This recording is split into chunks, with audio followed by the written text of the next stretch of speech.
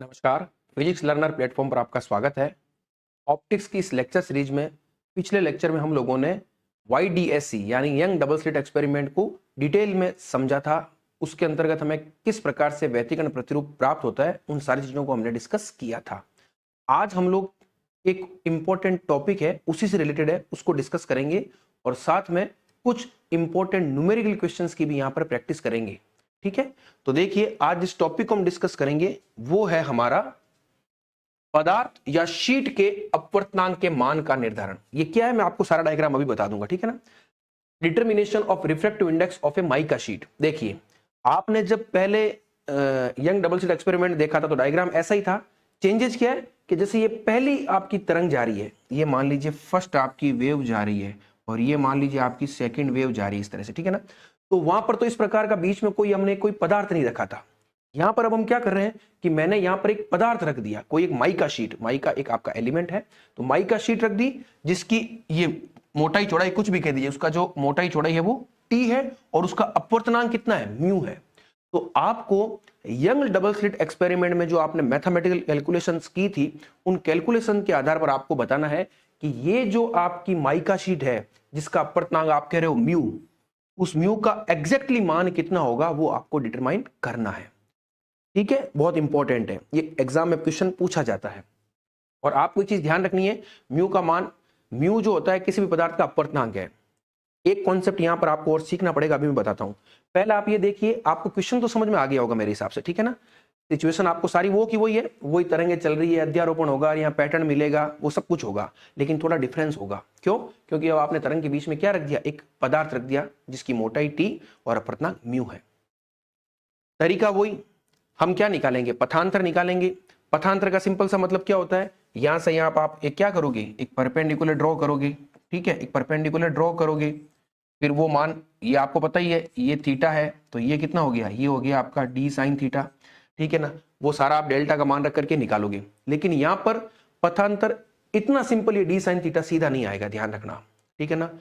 पथांतर basically होता क्या है, पथांतर हो गया आपके इन दोनों तरंगों के बीच की दूरी। लेकिन यहां पर ये तरंग तो एक तरह से फ्री स्पेस में चल रही है, मुक्त आकाश में चल रही है, लेकिन ये जो तरंग चल रही है उसका कुछ पार्ट तो फ्री स्पेस में है और कुछ पार्ट एक ऐसे पदार्थ में से गुजर रहा है जिसका अपवर्तनांक म्यू है। तो आपको एक बहुत कॉमन कॉन्सेप्ट पता होगा कि किसी भी तरंग का जो वेग होता है जब वो फ्री स्पेस में चलती है तो उस तरंग के वेग को हम कैसे लिखते हैं, या आप देखिए उस तरंग के वेग को हम c से दर्शाते हैं, ठीक है ना, फ्री स्पेस में c से दर्शाते हैं। लेकिन अगर वही तरंग किसी मीडियम में चल रही है, किसी माध्यम में चल रही है, तो उसका वेग हम दर्शाते हैं v से, और जो v होता है वो c की तुलना में कम होगा, और उस v का मान कितना होगा, उस v का मान होता है c अपॉन म्यू।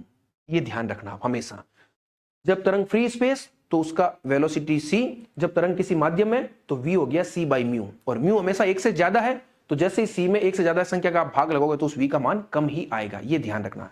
अब हम ये देखेंगे कि ये जो डिस्टेंस है S1p, ये S1p सिंपली S1p नहीं है, यहां पर आपको डिस्टेंस को थोड़ा समझना पड़ेगा, वो आप ध्यान रखिएगा, मैं आपको बताता हूं। देखो इसको आप थोड़ा देखिए एक नए तरीके से, बहुत इंपॉर्टेंट चीज है। यहां पर आप देखिए, मान लीजिए ये कोई डिस्टेंस थी आपके, इस तरह से डायग्राम को वापस बना लेते हैं। ये आपके S1 है, ये आपके कोई t मोटाई और म्यू अपवर्तनांक की कोई शीट है, और ये पॉइंट P है। तो अब देखिए आपको पता है कि यहां से यहां तक तरंग को पहुंचने में हम कितना टाइम लगेगा, उस टाइम को कैलकुलेट करते हैं, ठीक है। उस टाइम को मान लीजिए मैं t कहता हूं, तो वो जो t है, टाइम क्या होता है, दूरी बटा वेग। तो दूरी तो आपकी S1p और वेग, वेग कितना, बस उसको ध्यान रखना है। तो आप एक चीज देखिए कि अगर मैं बात करता हूं कि S1p माइनस t, इस डिस्टेंस में तरंग जो है वो एक तरह से फ्री स्पेस में चल रही है। अगर मैं इस डिस्टेंस को छोड़ देता हूं तो रिमेनिंग पूरी डिस्टेंस जो है उसमें तरंग फ्री स्पेस में चल रही है। तो उस स्थिति में तरंग को ट्रेवल करने में कितना टाइम लगेगा, दूरी बटा वेग। तो इस दूरी में, यानी जब फ्री स्पेस की बात कर रहे हैं तो वेग कितना होगा, वेग तो c होगा। फिर जब वो t दूरी तक ट्रेवल करेगी तो उस स्थिति में वेग उसका कितना होगा, उस स्थिति में होगा c बाई म्यू। पता चल गया आपको। देखो ये जो टाइम है वो यहां से यहां तक तरंग को पहुंचने में लग रहा है, लेकिन उसको हम सीधा S1p अपॉन नहीं लिख सकते। क्यों? क्योंकि S1P के बीच में दो पार्ट हो गए, एक पार्ट ऐसा हो गया जब तरंग फ्री स्पेस में चल रही है, एक पार्ट ऐसा हो गया जब तरंग किसी माध्यम में चल रही है। तो दोनों में वेग अलग है, तो उसको मैंने इस प्रकार से स्प्लिट कर दिया। तो इस दूरी में वेग c और इस दूरी में वेग ये। तो यहां से देखो वो जो टाइम है, उस टाइम को अब देखो, इस t और इस t में कंफ्यूज मत होना। ये t आपका क्या है, ये t है टाइम, ठीक है, और ये t मोटाई है, ध्यान रखना।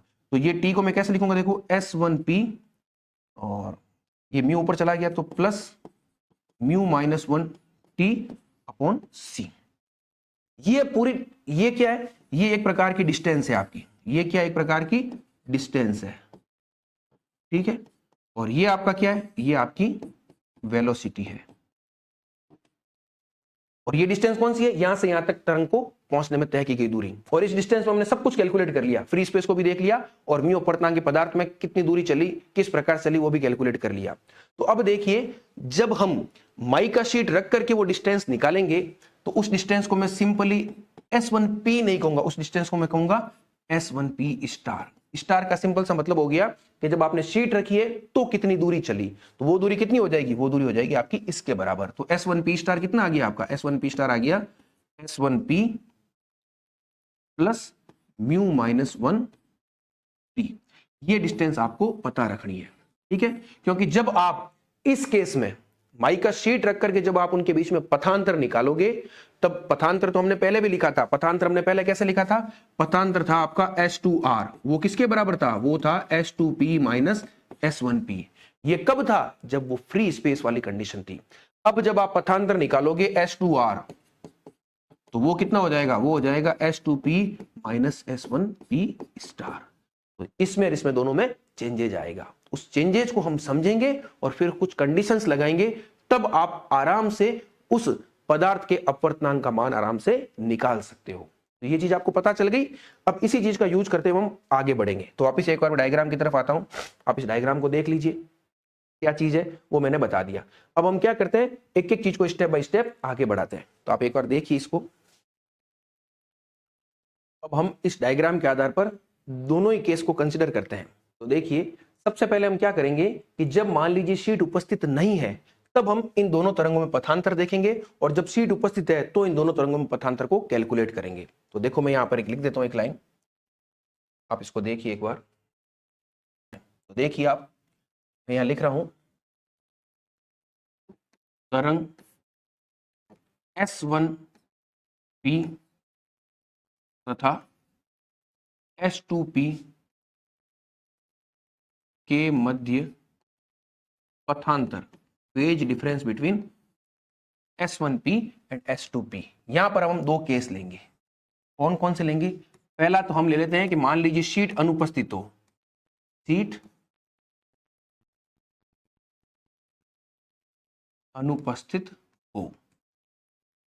शीट जब अनुपस्थित होती है तो उस स्थिति में आप इस पथांतर को लिखोगे कैसे, देखिए आप लिखोगे डेल्टा, और वो हो जाएगा S2P माइनस S1P। और पिछले लेक्चर में आपने इसका मान निकाला था, क्या था, DYN अपॉन कैपिटल D। ये मान आपने पिछले लेक्चर में निकाल लिया था, ठीक है। ये तो बिल्कुल सिंपल सा है। अब मान लीजिए शीट उपस्थित हो, दूसरा केस हम लेते हैं, शीट उपस्थित हो। जब शीट उपस्थित हो तो उस स्थिति में ध्यान रखना, डेल्टा हम कैसे लिखेंगे, आप एक बार देखिए, मैंने एक स्लाइड बनाई थी, ये देखिए कि जब शीट है तो उस स्थिति में जो डिस्टेंस है S1P, वो S1P सिंपली S1P नहीं होगी, वो होगी S1P स्टार। और उस S1P स्टार को हम कैसे लिखेंगे, S1P plus mu minus 1t। ये ध्यान रखना आपको। तो यहां पर देखिए आप क्या लिखोगे, यहां लिखोगे डेल्टा डैश लिख दीजिए S2P माइनस S1P स्टार, ठीक है। इसको थोड़ा और सॉल्व करते हैं। तो ये देखिए S1P स्टार का मान कितना था, वो था S1P plus mu minus 1t। तो ओपन करते हैं, तो ये हो गया S2P माइनस S1P, और ये माइनस, तो ये हो गया माइनस म्यू माइनस 1t। और S2P माइनस S1P ये किसके बराबर है, इसके बराबर है। यहां से डेल्टा डैश क्या आ गया आपका, देखो डेल्टा डैश आ गया आपका DYN upon capital D minus mu minus 1t। तो ये आपके पास दो अलग स्थितियां जो है, उन दोनों स्थितियों में दोनों तरंगों के बीच पथांतर कितना होगा वो आपने कैलकुलेट कर लिया। अब आपने पथांतर तो कैलकुलेट कर लिया। अब पथांतर जब आपने कैलकुलेट कर लिया तो अब आपको समपोषी अविनाशी व्यतिकरण कोई भी स्थिति हो, उन स्थितियों में आप आराम से कंडीशंस फाइंड कर सकते हो। दोनों केस लेकर के चल रहे हैं, क्योंकि कंपैरिजन करेंगे तभी उस पदार्थ का अपवर्तनांक हम निकाल पाएंगे। अब देखिए वापस, अब हम क्या करने वाले हैं, इस डायग्राम में आइए। इस डायग्राम में आपको पता है बिंदु P पर आपको कोई NV फ्रिंज मिल रही है, ठीक है ना, इसलिए हमने डिस्टेंस को क्या कहा है, YN कहा है। अब वो NV फ्रिंज प्रदीप्त भी हो सकती है, वो NV फ्रिंज अदीप्त भी हो सकती है। तो हम कोई भी केस कंसीडर कर सकते हैं, आप प्रदीप्त भी ले लीजिए या अदीप्त ले लीजिए। तो सपोज कीजिए मैंने कह दिया कि इस बिंदु P पर आपको NV प्रदीप्त फ्रिंज मिल रही है। तो जब प्रदीप्त फ्रिंज मिलेगी तो प्रदीप्त फ्रिंज के लिए आपको पता है पथांतर किसके बराबर होता है, n लैम्बडा के बराबर होता है। तो जो अभी हमने शीट की उपस्थिति और अनुपस्थिति में पथांतर निकाला है उसको हम एक बार n लैम्बडा के बराबर करेंगे, दो अलग अलग केस में, अनुपस्थिति में भी करेंगे और उपस्थिति में भी करेंगे। तो वहां से आपको yn का मान मिलेगा, ठीक है ना। उस yn के मान से आपको बहुत इंपॉर्टेंट फीचर्स निकल करके आएगा कि किस प्रकार से आप पदार्थ के अपवर्तनांक को निकालोगे। तो वो आप अगला ध्यान से देखिएगा। आपको चीज पता चल गई क्या है, आपको सिर्फ ये मानना है कि बिंदु P पर आपको NV प्रदीप्त फ्रिंज मिल रही है। तो उस चीज को भी हम एक बार नोट कर लेते हैं। देखिए आप यहां पर मैं लिख रहा हूं, माना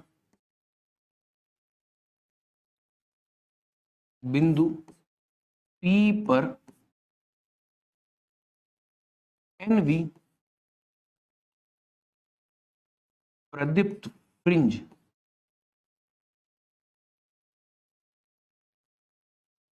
प्राप्त हो। यहां पर भी दो केस है, कौन कौन से मैं बता देता हूं आपको। पहला केस तो आप लोगे जब शीट उपस्थित हो, पहले केस में उपस्थित हो तो क्या स्थिति होगी उसको कंसीडर कर लेते हैं। तो आपको पता है प्रदीप्त फ्रिंज अगर बन रही है तो उस स्थिति में डेल्टा हमेशा किसके बराबर होता है, n लैम्बडा के, ये आप जानते हो। और चूंकि शीट उपस्थित है तो उस स्थिति में डेल्टा को आपने क्या लिखा है, डेल्टा डैश लिखा है। और डेल्टा डैश का मान क्या है, आप पिछली स्लाइड में देख लीजिए, डेल्टा डैश का मान है dy/n upon d minus mu minus 1 lambda mu minus 1 t। चलो लिख देते हैं, ये लीजिए, ये हो गया dy/n upon d minus mu minus 1 t, और ये हो गया आपके n लैम्बडा के बराबर। तो हमें तो yn का मान चाहिए, तो एक बार इसको थोड़ा और इजीली सॉल्व कर लेते हैं। ये इधर जाएगा तो प्लस हो जाएगा, तो n lambda plus mu minus 1 t। तो यहां से आपके yn किसके बराबर आ गया, ये हो गया n lambda d upon d plus mu minus 1 t d upon d। ये एक बहुत इंपॉर्टेंट एक तरह से एक्सप्रेशन निकल करके आया है, इसको आप इक्वेशन नंबर 3 दे दीजिए, एक दो पहले दे चुके हैं। तो ये yn क्या है, ये yn है कि जो पॉइंट P है वहां पर आपको जो NV प्रदीप्त फ्रिंज मिल रही है तो उसकी डिस्टेंस को ये बता रहा है। और किस केस में बता रहा है, जब सीट उपस्थित हो। क्लियर है। अब हम दूसरा केस लेते हैं, दूसरा केस लेते हैं जब सीट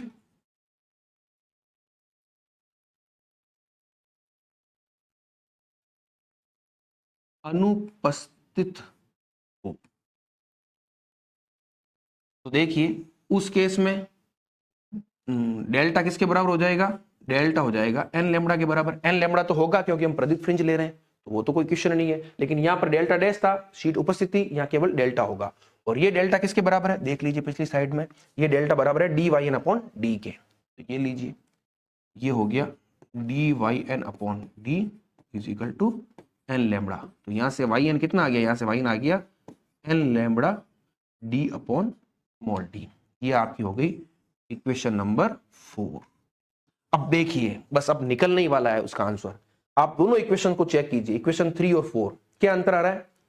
अगर शीट अनुपस्थित है तो मान आ रहा है n lambda capital D upon small d, लेकिन जब शीट उपस्थित है तो n lambda capital D upon small d तो आ रहा है, लेकिन प्लस में एक टर्म और जुड़ रहा है, प्लस कुछ हो रहा है।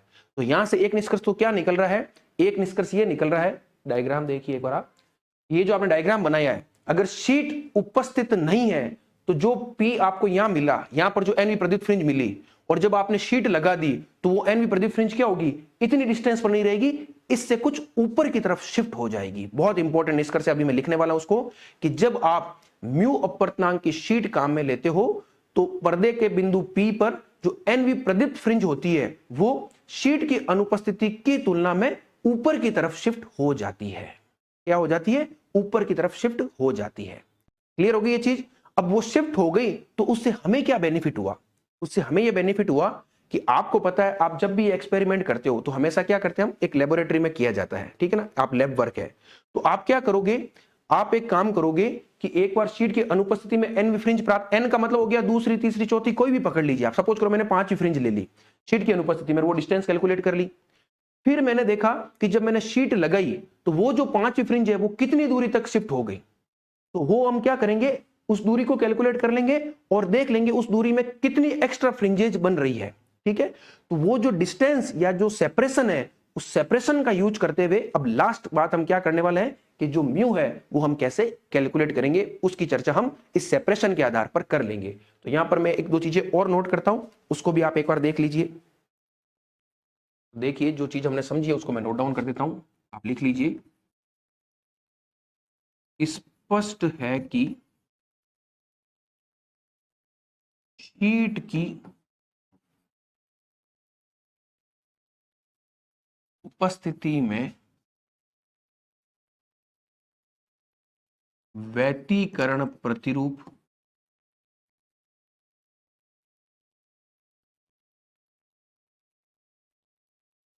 निम्न परिमाण में ऊपर की ओर शिफ्ट या विस्थापित होगा।